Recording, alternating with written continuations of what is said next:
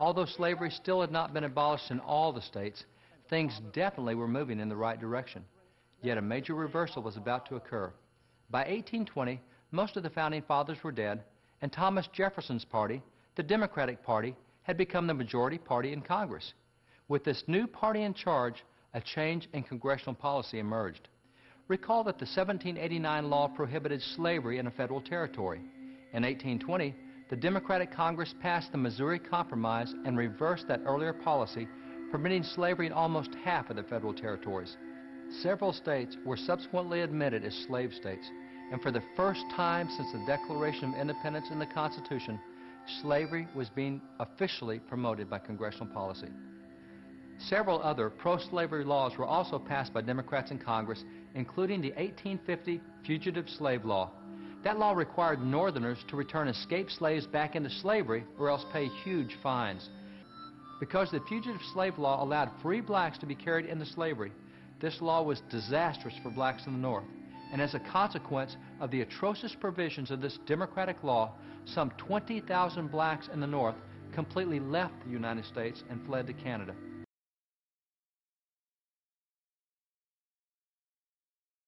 The next year, 1857, a Democrat-controlled Supreme Court delivered this, the Dred Scott decision, declaring blacks were not persons or citizens, but instead were property and therefore had no rights.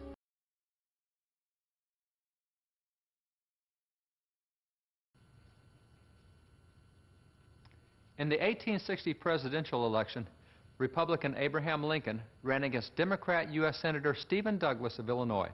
Both parties again issued platforms. The Republican platform of 1860 blasted both the Fugitive Slave Law and the Dred Scott decision, and it announced its continued intent to end slavery and secure equal civil rights for black Americans. On the other hand, the Democrats in their 1860 platform praised both the Fugitive Slave Law and the Dred Scott decision. In fact, Democrats even handed out copies of the Dred Scott decision along with their platform to affirm their belief that it was proper to have slavery and to hold African Americans in bondage. It is worth noting that for over a century and a half, Democrats often have taken a position that some human life is disposable, as they did in the Dred Scott decision. In that instance, a black individual was not a life, it was property, and you could do with your property as you wished. Today, Democrats have largely taken that same position on unborn human life, that an unborn human is really just disposable property to do with as one wishes. African Americans were the victims of this disposable property ideology a century and a half ago, and still are today.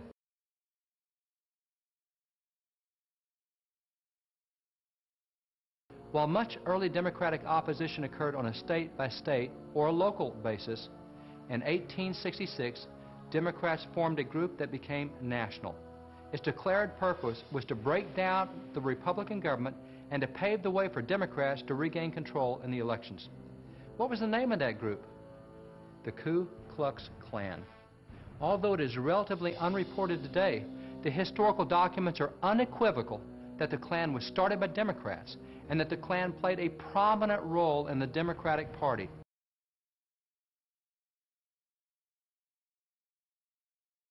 While the opposition of Democrats to African Americans was vividly demonstrated by lynchings, that opposition went beyond lynchings and included every possible form of obstruction to civil rights in general. This fact is widely known by black Americans.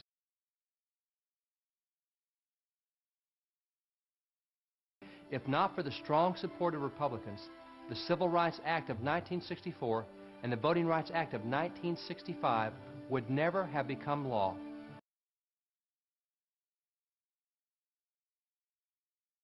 Democratic leaders long stood in the doorways of schoolhouses and told black children, "We don't want you in here to get the good education that our children are getting." Today, as many black students have become mired in urban schools that are often failing or deteriorating, Democrats are once again standing in the doorway. While Democrats once stood in the doorways of public schools and told black students, "We don't want you in here," they're again standing in the doorways of public schools, this time telling black students that they don't want them out, that they want them to remain in failing schools. It appears that for a century and a half, Democrats have often taken wrong positions on educational opportunity for black Americans. and it's not surprising judging by the Democratic opposition to traditional public religious expressions and activities that they still demonstrate even in the most recent years. For example, even though nearly 80% of the nation supports voluntary spoken prayer in public schools, only 13% of Democrats voted for a recent constitutional amendment to permit it. And even though almost 80% of the nation supports public displays of the Ten Commandments, only 21% of Democrats voted for a congressional bill to allow those displays.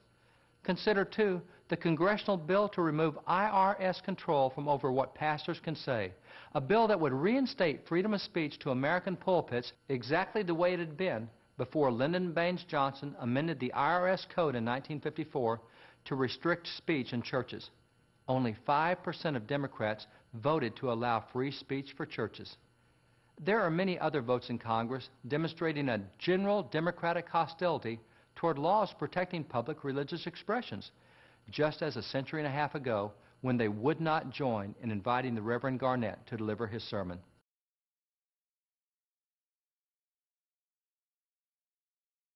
So when voting, no vote should be cast solely on the basis of any party. The values of each individual candidate must be examined using the standard of biblical righteousness cited by Frederick Douglass, the principles of Christianity as cited by Robert Brown Elliott, and an awareness that voters will answer to God for their vote, as pointed out by the Reverend Charles Finney. It was judges, not